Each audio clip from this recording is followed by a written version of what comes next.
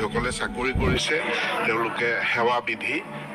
মানি চলিব লাগিব service rule যি আছে সাৰ্ভিস কণ্ডিশ্যনছ আছে সেইখিনি তেওঁলোকে ফলো কৰিব লাগিব হয়তো কৰবাত তেওঁলোকে কোনোবাই কৰা নাই সেইকাৰণে চৌকছ দিছে শিক্ষাটোত যদি কোনোবা শিক্ষকৰ উপস্থিত নাথাকে তেতিয়া তেওঁৰ দৰমহা কৰ্তনৰ কিন্তু চাকৰি যেতিয়া কৰিছে চাকৰি কৰাৰ কাৰণে তেওঁ কিছুমান নিৰ্দিষ্ট কাম কৰিব লাগিব চাকৰি মানে কি নিৰ্দিষ্ট কিছুমান কাম কৰিব লাগিব চৰকাৰে সেই কামখিনি কৰিবলৈ দিছে চৰকাৰে যদি কৰবাত দেখে যে তেওঁ কামখিনি কৰা নাই তেতিয়াহ'লে চৰকাৰেতো সেৱা বিধি অনুযায়ী ব্যৱস্থা গ্ৰহণ কৰিবই এইটো আৰু সুধিবলগীয়া কোনো কথাই নাই আৰু আমি এইবিলাকত সোমাব নালাগে